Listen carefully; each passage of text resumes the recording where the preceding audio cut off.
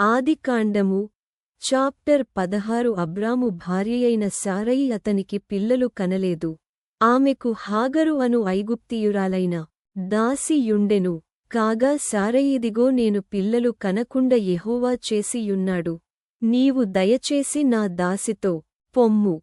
ఒకవేళ ఆమె వలన నాకు సంతానము కలుగవచ్చునని అబ్రాముతో చెప్పెను. అబ్రాము శారయి మాట వినెను.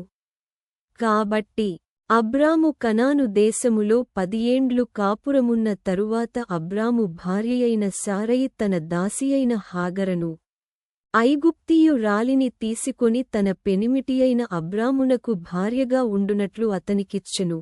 అతడు హాగరుతో పోయినప్పుడు అది గర్భవతి ఆయెను. అది తాను గర్భవతి నైతినని తెలిసికొనినప్పుడు దాని యజమానురాలు దాని దృష్టికి నీచమైనదాయెను. అప్పుడు శారయి ఉసురు నీకు తగులును, నేనే నా దాసిని నీ కౌగిటికిచ్చిన తరువాత తాను గర్భవతినైతినని తెలిసికొనినప్పుడు నేను దాని దృష్టికి నీచమైనదాననైతిని, నాకును నీకును.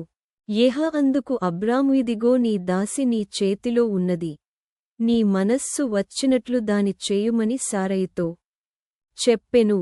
శారయి దాని శ్రమ పెట్టినందున ఆమె యొద్దనుండి అది పారిపోగా యెహోవా దూత అరణ్యములో నీటి బుగ్గ యొద్ద అనగా షూరు మార్గములో బుగ్గ యొద్ద ఆమెను కనుగొని శారయి దాసివైన హాగరు, ఎక్కడనుండి వచ్చితివి, ఎక్కడికి వెళ్ళుచున్నావని అడిగినందుకు అది నా యజమానురాలైన శారయి యొద్దనుండి పారిపోవుచున్నాననెను. అప్పుడు యెహోవా దూతని యజమానురాలి యొద్దకు తిరిగి వెళ్ళి ఆమె చేతి క్రింద అణిగియుండుమని దానితో చెప్పెను. మరియు యెహోవా దూతని సంతానమును నిశ్చయముగా విస్తరింపజేసెదను, అది లెక్కింప వీలులేనంతగా విస్తారమవునని దానితో చెప్పెను. మరియు యెహోవా దూతిదిగో యెహోవా నీ మొరను వినెను, నీవు గర్భవతివై యున్నావు, నీవు కుమారుని కని అతనికి ఇష్మాయేలు అను పేరు పెట్టుదువు.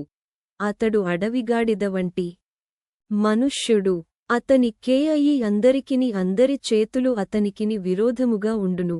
అతడు తన సహోదరులందరి ఎదుట నివసించునని దానితో చెప్పగా అది చూచుచున్న దేవుడవు నీవే అను పేరు తనతో మాటలాడిన యెహోవాకు పెట్టెను. ఏలయనగా నన్ను చూచినవాని నేనిక్కడ చూచితిని గదా అని అనుకొనెను. అందుచేత ఆ నీటిబుగ్గకు బెయేర్ లహాయిరోయి అను పేరు పెట్టబడెను. అది కాదేషుకును బెరెదుకును మధ్యనున్నది. తరువాత హాగరు అబ్రామునకు కుమారుని కనెను. అబ్రాము హాగరు కనిన తన కుమారునికి ఇష్మాయేలను పేరు పెట్టెను. హాగరు అబ్రామునకు ఇష్మాయేలును కనినప్పుడు అబ్రాము 86 ఏండ్లవాడు.